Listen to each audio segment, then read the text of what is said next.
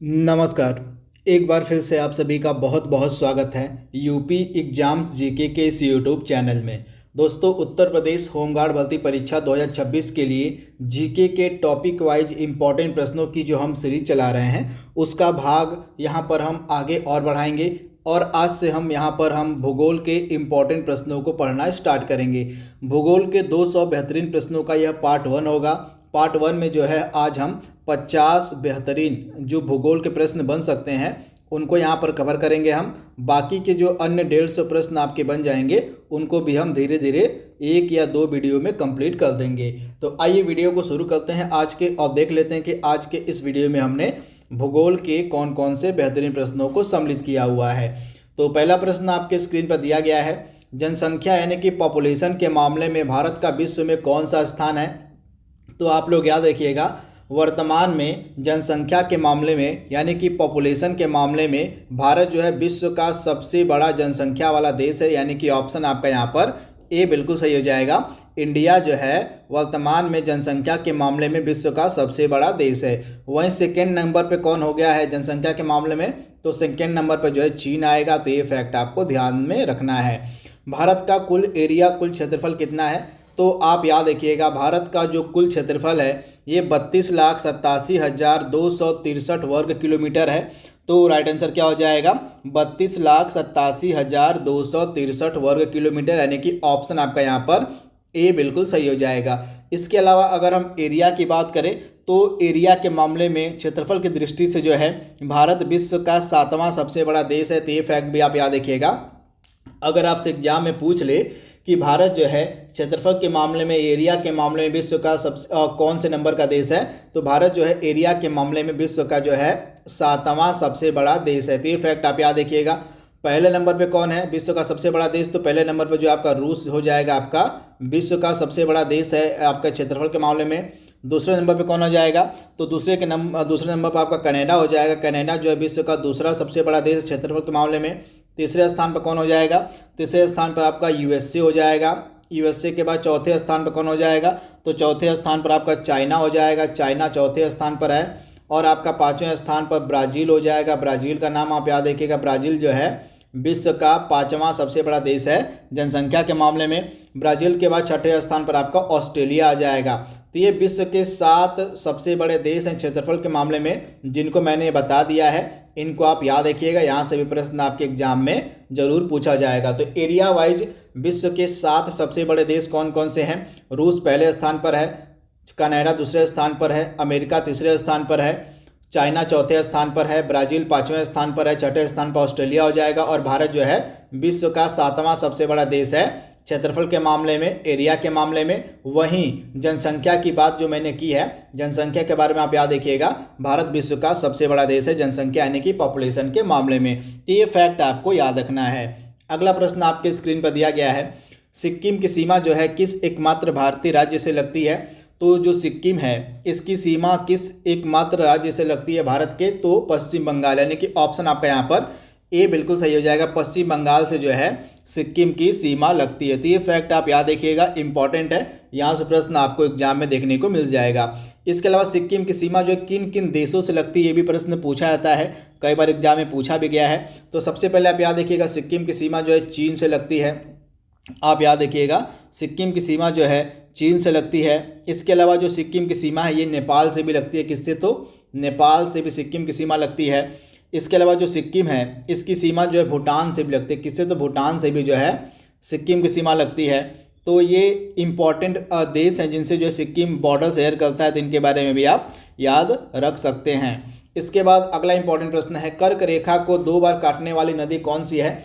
तो कर्क रेखा को 2 बार काटने वाली नदी कौन सी हो जाएगी, तो आपको याद रखना है जो आपकी माही रिवर है, माही नदी है, ये कर्क रेखा को 2 बार काटती है। तो ये फैक्ट आप याद रखिएगा, माही रिवर जो है कर्क रेखा को 2 बार काटती है, 2 बार क्रॉस करती है। तो ऑप्शन आपका यहाँ पर सी बिल्कुल सही हो जाएगा। इसके अलावा जो कर्क रेखा है, कर्क रेखा को हम ट्रॉपिक ऑफ कैंसर के नाम से भी जानते हैं। और यह जो कर्क रेखा है 8 भारतीय राज्यों के बीच से होकर गुजरती है। तो इनके नाम आप याद रखिएगा, गुजरात से गुजरती है, गुजरात के बाद राजस्थान से गुजरती है, राजस्थान के बाद मध्य प्रदेश से गुजरती है, मध्य प्रदेश के बाद छत्तीसगढ़ से गुजरती है, छत्तीसगढ़ के बाद झारखंड से गुजरती है, फिर वेस्ट बंगाल से गुजरती है, फिर त्रिपुरा से गुजरती है, त्रिपुरा के बाद आपका क्या हो जाएगा, मिजोरम। तो ये आपके 8 राज्य हैं जहाँ से कर्क रेखा होकर गुजरती है। गुजरात, राजस्थान, मध्य प्रदेश, छत्तीसगढ़, झारखंड, वेस्ट बंगाल, त्रिपुरा और मिजोरम। तो इन राज्यों के नाम आप याद रखिएगा,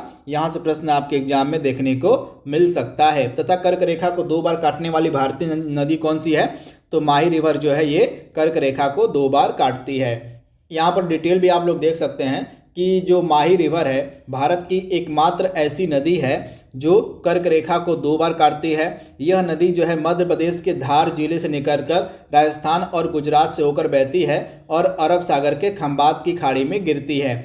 इसकी यानी कि जो माही रिवर है ये यू आकार का बहाव मार्ग है, जो माही रिवर है ये जो है यू आकार के बहाव मार्ग से बहती है तथा ये जो है कर्क रेखा को 2 बार पार करने का अनूठा भौगोलिक कारण भी बनती है। तो ये फैक्ट आप याद रखिएगा। अगला प्रश्न आपके स्क्रीन पर दिया गया है, भारत का सबसे ऊंचा जलप्रपात कौन सा है। आपसे पूछा गया है कि भारत का सबसे ऊंचा जलप्रपात कौन सा है, तो कुंचिकल जलप्रपात, यानी कि ऑप्शन आपका यहाँ पर जो बी वाला है बिल्कुल सही हो जाएगा। कुंचिकल जलप्रपात जो है ये भारत का सबसे ऊंचा जलप्रपात है और इसके बारे में आप याद रखिएगा, ये जो है आपको कर्नाटक के शिमोगा डिस्ट्रिक्ट में मिल जाएगा। तो कहाँ पर, तो कर्नाटक के शिमोगा डिस्ट्रिक्ट में मिल जाएगा। और यह जो है किस नदी पर है, तो वाराही नदी पर। किस नदी पर आपको देखने को मिल जाएगा, तो वाराही नदी पर जो है अवस्थित है यह कुंचिकल जलप्रपात, जो कि भारत का सबसे ऊंचा जलप्रपात है। अगला प्रश्न आपके स्क्रीन पर है, नर्मदा नदी का उद्गम कहाँ से होता है। तो जो नर्मदा रिवर है, नर्मदा नदी है, ये अमरकंटक के पठार से होकर गुजरती है। तो ऑप्शन आपका यहाँ पर जो सी है बिल्कुल सही हो जाएगा। अमरकंटक के पठार से जो है नर्मदा रिवर यानी कि नर्मदा नदी गुजरती है। ये मतलब नर्मदा नदी का उद्गम होता है कहाँ से, तो अमरकंटक के पठार से जो है नर्मदा नदी का उद्गम होता है। इसके अलावा जो यह नर्मदा रिवर है यह जो है भ्रंश घाटी प्रवाह करती, किस प्रकार का प्रवाह करती है, तो भ्रंश घाटी जो है प्रवाह करती है नर्मदा नदी और यह जो है अरब सागर में गिरती है। पश्चिम की तरफ बहते हुए जो है ये जाकर अरब सागर में गिरती है। तो आप याद रखिए कहाँ पर इसका मुहाना है, कहाँ पर ये गिरती है नर्मदा नदी, तो अरब सागर में गिरती है। तथा ये जो भ्रंश घाटी प्रवाह करती है किन 2 पर्वतों के मध्य करती है, तो विंध्य और सतपुड़ा। ये पर्वतों के नाम भी आप याद रखिएगा, विंध्य और सतपुड़ा। ये 2 जो नदियाँ मतलब ये 2 जो पर्वत हैं इन्हीं पर्वतों के बीच से जो है भ्रंश घाटी का प्रवाह करती है नर्मदा नदी। तो ये फैक्ट आप याद रखिएगा। जो चीज़ मैंने आपको बताई है नर्मदा नदी के बारे में इनको आप याद रखिएगा। नर्मदा नदी का जो उद्गम है ये मध्य प्रदेश के अमरकंटक के पठार से होता है तथा नर्मदा नदी जो है भ्रंश घाटी प्रवाह करती है विंध्य पर्वत और सतपुड़ा पर्वत के मध्य तथा यह जो है अरब सागर में गिरती है। तो ये फैक्ट आप याद रखिएगा। किस दिशा की ओर बहती है, तो ये जो है पश्चिम दिशा की ओर बहते हुए जाकर अरब सागर में गिर जाती है। इसका मुहाना अरब सागर में है तथा यह जो है ये जो नर्मदा रिवर ये जो एस्चुरी का निर्माण करती हैं। एस्चुरी का यानी कि जो भी पश्चिम की तरफ बहने वाली नदियां हैं, मैक्सिमम जो नदियां हैं जो अरब सागर में गिरती हैं वे जो है एस्चुरी का निर्माण करती हैं। इसके अलावा जो मेन जो नदियां हैं जो आपकी बंगाल की खाड़ी में गिरती हैं, बंगाल की खाड़ी में गिरने वाली नदियां जो होती हैं ये जो है आपके अपने मुहाने पर जो है आपके डेल्टा का निर्माण करती हैं। लेकिन जो पश्चिम की तरफ बहने वाली नदियां होती हैं जैसे आपकी नर्मदा नदी हो गई, ये जो अरब सागर में गिरती है ये अपने मुहाने पर जो है एस्चुरी का निर्माण करती है। तो ये इंपॉर्टेंट फैक्ट है जिनको आपको याद रखना है। अगला प्रश्न आपके स्क्रीन पर दिया गया है, दक्षिण भारत की सबसे ऊंची चोटी कौन सी है। तो आपको याद रखना है दक्षिण भारत की सबसे ऊंची चोटी हो जाएगी अनाईमुड़ी, यानी कि ऑप्शन आपका यहाँ पर बी बिल्कुल सही हो जाएगा।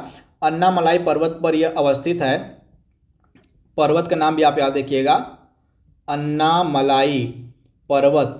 अन्नामलाई पर्वत की जो चोटी है अनाईमुड़ी, यह जो है दक्षिण भारत की सबसे ऊंची चोटी हो जाएगी। तो ऑप्शन आपका बी यहाँ पर सही हो जाएगा।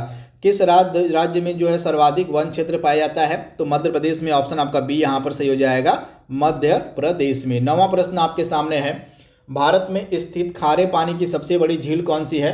तो भारत में स्थित खारे पानी की सबसे बड़ी झील हो जाएगी चिल्का झील, जो कि आपको ओडिशा में देखने को मिल जाएगी। कहाँ पर, तो ओडिशा में देखने को मिल जाएगी आपको यह जो झील है चिल्का झील, जो कि खारे पानी की सबसे बड़ी झील है। पुलिकट झील की लोकेशन आप याद रखिएगा, आंध्र प्रदेश में पुलिकट झील अवस्थित है। लोकटक झील आपको मणिपुर में देखने को मिल जाएगी। लोकटक झील आपको कहाँ पर मिलेगी, तो मणिपुर में देखने को मिल जाएगी। और जो लोनाल झील है ये आपको महाराष्ट्र में देखने को मिल जाएगी। भारत का न्यूनतम वर्षा वाला क्षेत्र कौन सा है, स्थान कौन सा है, तो लेह, यानी कि ऑप्शन आपका यहाँ पर सी बिल्कुल सही हो जाएगा। लेह जो है भारत का न्यूनतम वर्षा वाला स्थान है। अगला प्रश्न आपके सामने है, सिपकिला दर्रा जो है किस नदी घाटी में स्थित है, तो यह जो सिपकिला दर्रा है ये आपको सतलुज नदी घाटी में देखने को मिल जाएगा, क्योंकि जो सतलुज नदी है इसी दर्रे से जो है प्रवेश करती है, तथा ये जो सिपकिला दर्रा है आपको मिलेगा हिमाचल प्रदेश में। अगला प्रश्न है, भारत का जो दक्षिणतम बिंदु है इंदिरा पॉइंट जो है ये भूमध्य रेखा से कितनी दूरी पर है, तो भारत का जो दक्षिणतम बिंदु है आपका इंदिरा पॉइंट यह जो है भूमध्य रेखा से लगभग 876 किलोमीटर उत्तर में है। तो राइट आंसर क्या हो जाएगा, 876 किलोमीटर उत्तर में भूमध्य रेखा से। तो ऑप्शन आपका यहाँ पर बी बिल्कुल सही हो जाएगा। अगला प्रश्न आपके सामने दिया गया है, मैकमोहन रेखा किन दो देशों के बीच है, तो जो मैकमोहन रेखा है ये भारत और चीन के मध्य आपको देखने को मिल जाएगी। ऑप्शन आपका सी यहाँ पर सही हो जाएगा। भारत और पाकिस्तान के मध्य आपको रेड क्लिफ रेखा देखने को मिलती है। रेड क्लिफ रेखा भारत और पाकिस्तान के मध्य है। और भारत और अफगानिस्तान के मध्य आपको डुरंड रेखा देखने को मिल जाएगी। कौन सी रेखा, तो भारत और अफगानिस्तान के मध्य डुरंड रेखा है। तो ये फैक्ट आपको ध्यान में रखना है। श्वेत क्रांति की शुरुआत किस राज्य से मानी जाती है, श्वेत क्रांति की जो शुरुआत है ये किस राज्य से मानी जाती है, तो इसको जो है श्वेत क्रांति को हम व्हाइट रेवोल्यूशन के नाम से भी जानते हैं। और इसकी जो शुरुआत है गुजरात राज्य में 1970 के दशक में हुई थी। तो राइट आंसर क्या हो जाएगा, ऑप्शन आपका यहाँ पर सी बिल्कुल सही हो जाएगा, गुजरात में। तो ये फैक्ट आप याद रखिएगा। गुजरात में कहाँ, तो गुजरात के आनंद जो डिस्ट्रिक्ट है, जो आनंद जिला है, यहीं से जो है श्वेत क्रांति की शुरुआत मानी जाती है। तो ये फैक्ट आप याद रखिएगा, वर्ष भी आप याद रखिएगा 1970 से। अगला प्रश्न आपके स्क्रीन पर है, भारत का मिल्क मैन ऑफ इंडिया किसे कहा जाता है, तो भारत में जो मिल्क मैन ऑफ इंडिया ये कहा जाता है डॉक्टर वर्गीस कुरियन को, क्योंकि श्वेत क्रांति के ये जो है जनक माने जाते हैं। भारत में जो श्वेत क्रांति स्टार्ट हुई थी, श्वेत क्रांति के जनक कौन माने जाते हैं, तो श्वेत क्रांति के जनक माने जाते हैं डॉक्टर वर्गीस कुरियन। इसी कारण से इनको जो है भारत का मिल्क मैन ऑफ इंडिया कहा जाता है। अखबारी कागज के लिए कौन सा स्थान प्रसिद्ध है, तो अखबारी कागज के लिए आपका फेमस स्थान है नेपा नगर, यानी कि ऑप्शन आपका यहाँ पर बी बिल्कुल सही हो जाएगा, नेपा नगर। इसके बारे में आप याद रखिएगा। अगला बेहतरीन प्रश्न आपके स्क्रीन पर दिया गया है, हीराकुंड बांध किस नदी पर बनाया गया है, इंपॉर्टेंट प्रश्न है। तो आपको याद रखना है जो हीराकुंड बांध है ये आपको उड़ीसा में महानदी पर देखने को मिल जाएगा। तो ऑप्शन आपका बी यहाँ पर सही हो जाएगा, उड़ीसा में महानदी पर आपको हीराकुंड बांध देखने को मिल जाएगा। तो इसके बारे में आपको याद रखना है। और निम्न में से कौन सी नदी अरब सागर में गिरती है, किस नदी का मुहाना अरब सागर में है, तो आपको याद रखना है इसमें से गोदावरी नदी हो गई, कावेरी नदी हो गई और आपकी कृष्णा नदी हो गई। ये तीनों नदियां जो है बंगाल की खाड़ी में गिरती हैं। ये तीनों नदियां जो है बंगाल की खाड़ी में गिरती हैं, लेकिन जो नर्मदा नदी है ये जो है आपकी अरब सागर में गिरती है। तो राइट आंसर क्या हो जाएगा, ऑप्शन डी, यानी कि नर्मदा नदी अरब सागर में गिरती हैं और बाकी की तीनों नदियां जो है बंगाल की खाड़ी में गिरती हैं। और ये जो तीनों नदियां जो है अपने मुहाने पर डेल्टा का निर्माण करती हैं, लेकिन जो नर्मदा नदी है जो अरब सागर में गिरती है ये अपने मुहाने पर जो है एस्चुरी का निर्माण करती है। अगला इंपॉर्टेंट प्रश्न 19वां आपके सामने है, और नेपाल की सीमा कितने भारतीय राज्यों के साथ लगती है। आपको बताना है कि जो हमारा पड़ोसी देश नेपाल है ये कितने भारतीय राज्यों के साथ सीमा साझा करता है। तो आपको याद रखना कि जो नेपाल है इसकी जो सीमा है 5 भारत के राज्यों से लगती है। तो राइट आंसर क्या हो जाएगा, 5 भारतीय राज्यों से ये जो है बाउंड्री शेयर करता है। ये 5 भारतीय राज्य कौन कौन से हैं, इनके नाम आपको याद रखने हैं। यूपी हो जाएगा, यूके हो जाएगा, बिहार हो जाएगा, यूके मतलब उत्तराखंड की यहाँ पर बात हो रही है। इसके बाद वेस्ट बंगाल यानी कि पश्चिम बंगाल हो जाएगा, और एक आपका क्या हो जाएगा, एक आपका सिक्किम हो जाएगा। तो इन राज्यों से जो है नेपाल की बाउंड्री रखती है। ये भारतीय राज्य हैं, 5 भारतीय राज्य जिनसे नेपाल सीमा साझा करता है। लगभग कितने किलोमीटर की, तो लगभग जो है 1751 किलोमीटर की जो सीमा है नेपाल की भारत के साथ लगती है। अंडमान और निकोबार द्वीप समूह की सबसे ऊंची चोटी कौन सी है, तो राइट आंसर क्या हो जाएगा, सैंडल पीक, यानी कि ऑप्शन ए आपका सही हो जाएगा। ये जो चोटी है ये अंडमान और निकोबार द्वीप समूह की सबसे ऊंची चोटी मानी जाती है। अगला प्रश्न है, भूगोल का जनक किसे कहा जाता है, तो भूगोल का जो जनक है ये इरेस्टोस्थनीज को कहा जाता है। तो ऑप्शन आपका यहाँ पर जो दिया गया है बी वाला बिल्कुल सही हो जाएगा, इरेस्टोस्थनीज को जो है भूगोल का जनक कहा जाता है।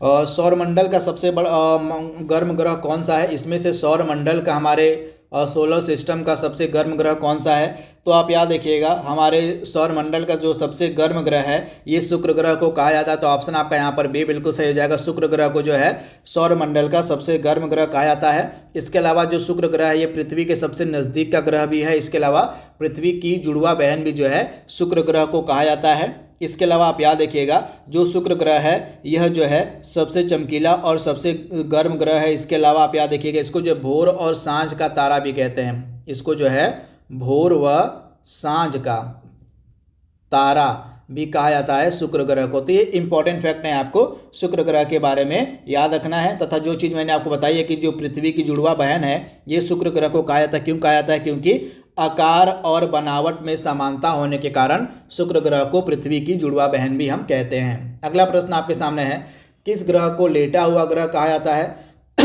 तो अरुण ग्रह जो है इसको जो है लेटा हुआ ग्रह कहा जाता है। तो इसके बारे में आप याद देखिएगा, अरुण ग्रह को लेटा हुआ ग्रह कहा जाता है। तो ये फैक्ट आप याद देखिएगा। तो राइट आंसर क्या हो जाएगा? ऑप्शन सी आपका बिल्कुल सही हो जाएगा। विश्व का सबसे बड़ा महाद्वीप कौन सा है? विश्व का सबसे बड़ा कॉन्टिनेंट या महाद्वीप कौन सा, उसकी आपको पहचान करनी है। तो आप याद रखिएगा, एशिया महाद्वीप जो है विश्व का सबसे बड़ा महाद्वीप है। तो ऑप्शन सी आपका सही हो जाएगा, एशिया महाद्वीप। तो ऑप्शन सी आप याद रखिएगा। विश्व के इंपॉर्टेंट महाद्वीप कौन कौन से, आप कमेंट बॉक्स में बताइएगा कि पूरे विश्व में महाद्वीपों की संख्या कितनी है और उन सभी के नाम जो है आपको कमेंट बॉक्स में बताने हैं। 25वां प्रश्न आपके सामने है, विश्व की सबसे लंबी नदी कौन सी है? तो नील नदी जो है विश्व की सबसे लंबी नदी है। तो इसके बारे में आप याद देखिएगा, नील नदी जो है विश्व की सबसे लंबी नदी है। तो इसके बारे में आप याद देखिएगा, इंपॉर्टेंट है। ऑप्शन आपका यहाँ पर बी बिल्कुल सही हो जाएगा। विश्व का सबसे बड़ा महासागर कौन सा है? विश्व का सबसे बड़ा ओशन कौन सा है? तो आप याद देखिएगा, विश्व का सबसे बड़ा महासागर है प्रशांत महासागर, यानी कि ऑप्शन सी आपका सही है, प्रशांत महासागर। अगला प्रश्न है, जल आयतन के मामले में विश्व की सबसे बड़ी नदी कौन सी है? प्रश्न को बिल्कुल ध्यान से पढ़ेगा, यहाँ पर जल के आयतन की बात हो रही है। तो जल आयतन के मामले में विश्व की सबसे बड़ी नदी हो जाएगी आपकी अमेजन नदी, यानी कि ऑप्शन आपका बी यहाँ पर सही हो जाएगा। अमेजन नदी जो है ये जल आयतन के मामले में विश्व की सबसे बड़ी नदी है। विश्व का सबसे ऊंचा जलप्रपात कौन सा है? तो एंजल जो जलप्रपात है, जो एंजल फॉल्स है, जो आपको वेनेजुएला में देखने को मिल जाएगा, यह जो है विश्व का सबसे ऊंचा जलप्रपात है। तो ऑप्शन सी आपका सही हो जाएगा। और यह जो जलप्रपात है आपको वेनेजुएला में देखने को मिल जाएगा, जहां पर हाल ही में अमेरिका ने आक्रमण भी किया था इस वेनेजुएला देश में। अगला प्रश्न आपके सामने दिया गया 29वां प्रश्न, विश्व की जो सबसे ऊंची पर्वत चोटी है माउंट एवरेस्ट, ये किस देश में स्थित है? तो विश्व की सबसे ऊंची पर्वत चोटी जो माउंट एवरेस्ट है ये आपको नेपाल में देखने को मिल जाएगी। तो राइट आंसर क्या हो जाएगा? नेपाल। ऑप्शन सी आपका सही हो जाएगा। विश्व की ताजे पानी की सबसे बड़ी झील कौन सी है? तो सुपीरियर झील। ऑप्शन आपका यहाँ पर जो डी है बिल्कुल सही हो जाएगा। जो सुपीरियर झील है, जो सुपीरियर लेक है, ये जो है विश्व की सबसे बड़ी जो है आपकी कौन सी झील हो जाएगी? जो ताजे पानी की झील यानी कि फ्रेश वाटर लेक है। तो इसके बारे में आप याद रखिएगा, अगर आपसे एग्जाम में पूछ ले कि विश्व की सबसे जो बड़ी ताजे पानी की झील है वो कौन सी है, तो आप याद रखिएगा सुपीरियर झील जो है ये विश्व की सबसे बड़ी ताजे पानी या मीठे पानी की झील है, जो आपको यूएसए प्लस कनाडा इन दोनों देशों में इसका बॉर्डर है। तो ये फैक्ट आपको याद रखना है। इसके अलावा आप याद रखिएगा, जो विक्टोरिया झील ऑप्शन बी में आपको दी गई है, ये जो विक्टोरिया झील है आपको केन्या, युगांडा और तंजानिया में देखने को मिल जाएगी। तथा ये जो विक्टोरिया झील है ये मीठे पानी की दूसरी सबसे बड़ी झील है। इसके अलावा जो विषुवत रेखा है इस विक्टोरिया झील से होकर गुजरती है। तो ये फैक्ट आप याद रखिएगा। वहीं जो कैस्पियन सागर है ये खारे पानी की सबसे बड़ी झील है। कैस्पियन सागर खारे पानी की सबसे बड़ी झील है कैस्पियन सागर। और कैस्पियन सागर जो है आपको 5 देशों में देखने को मिल जाएगा, रूस, कजाकिस्तान, तुर्कमेनिस्तान, अजरबैजान तथा ईरान। इन 5 देशों में आपको कैस्पियन सागर देखने को मिल जाएगा। इसके अलावा जो बैकाल झील है, यहाँ पर बैकाल झील के बारे में आप देख रहे हैं, ये जो बैकाल झील है ये विश्व की सबसे गहरी झील है। सबसे गहरी जो झील है विश्व की कौन सी है? तो ये बैकाल झील है। तो ये फैक्ट आप याद रखिएगा, इंपॉर्टेंट है। अगला प्रश्न आपके स्क्रीन पर दिया गया 31वां वाला, माउंट किलिमंजारो पर्वत किस देश में है? तो तंजानिया में। ऑप्शन आपका यहाँ पर बी बिल्कुल सही हो जाएगा। माउंट किलिमंजारो जो पर्वत है आपको तंजानिया देश में देखने को मिल जाएगा। कर्क रेखा, मकर रेखा और विषुवत रेखा ये तीनों जो है किस महाद्वीप से होकर गुजरती हैं? तो कर्क रेखा, विषुवत रेखा और मकर रेखा, ये तीनों जो रेखाएं हैं आपको अफ्रीका महाद्वीप में देखने को मिल जाएंगे। तो ऑप्शन आपका बी यहाँ पर बिल्कुल सही हो जाएगा। अफ्रीका महाद्वीप से जो है ये तीनों रेखाएं गुजरती हैं। तो ये फैक्ट आपको याद रखना है। अगला प्रश्न आपके सामने है, ग्रेट बैरियर रीफ किस देश में स्थित है? तो ग्रेट बैरियर रीफ आप याद रखिएगा, द ग्रेट बैरियर रीफ ये आपको ऑस्ट्रेलिया देश में देखने को मिल जाएगा। ऑप्शन आपका यहाँ पर बी बिल्कुल सही हो जाएगा। ऑस्ट्रेलिया का जो उत्तर पूर्वी तट है, ऑस्ट्रेलिया का जो उत्तर पूर्वी तट है, यहीं पर आपको ग्रेट बैरियर रीफ देखने को मिल जाएगी। तो ये फैक्ट आप याद रखिएगा। यह एक प्रकार का कोरल रीफ है। यह एक प्रकार का कोरल रीफ है, जो विश्व का सबसे बड़ा रीफ है, जो आपको ऑस्ट्रेलिया के उत्तर पूर्वी तट पर देखने को मिल जाएगा। विश्व में सबसे अधिक वर्षा वाला स्थान जो मौसिन राम है, ये किन पहाड़ियों के मध्य है? एक चीज़ और एग्जाम में पूछी जाती है कि जो ये ग्रेट बैरियर रीफ है, इसकी कुल लंबाई कितनी? तो ये लगभग 2000 किलोमीटर से भी ज़्यादा लंबी है। आप याद रखिएगा, 2000 किलोमीटर से ज़्यादा लंबी है ये आपकी ग्रेट बैरियर रीफ। तो ये फैक्ट आप याद रखिएगा। तो मासिन राम से यह प्रश्न पूछा गया है, जो विश्व का सबसे अधिक वर्षा वाला स्थान मासिन राम है, ये किन पहाड़ियों में स्थित है? तो खासी हिल्स, यानी कि ऑप्शन आपका यहाँ पर बी बिल्कुल सही हो जाएगा।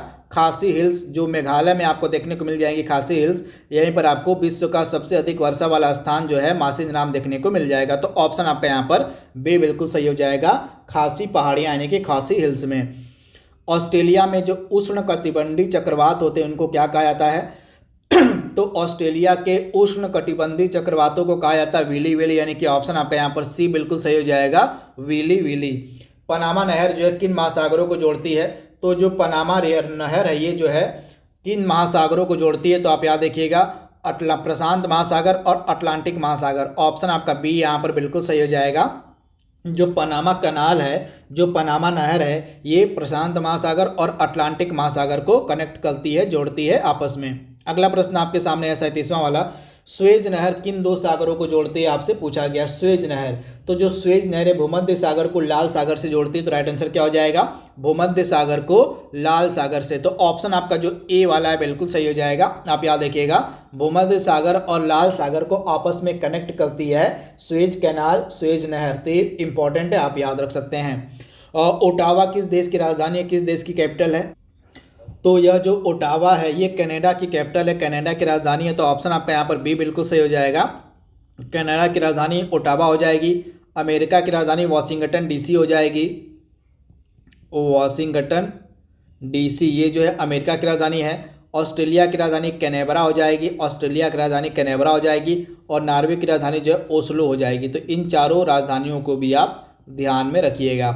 अगला बेहतरीन प्रश्न आपके सामने है, ग्रैंड कैन्यन किस देश में अवस्थित है? तो यह जो ग्रेट कैन्यन है एक प्रकार की विशाल प्राकृतिक घाटी है जो आपको अमेरिका में देखने को मिल जाएगी। तो राइट आंसर क्या हो जाएगा? अमेरिका में, यानी कि ऑप्शन आपका यहाँ पर बी बिल्कुल सही हो जाएगा। जो सुंडा गर्त है ये किस महासागर में स्थित है?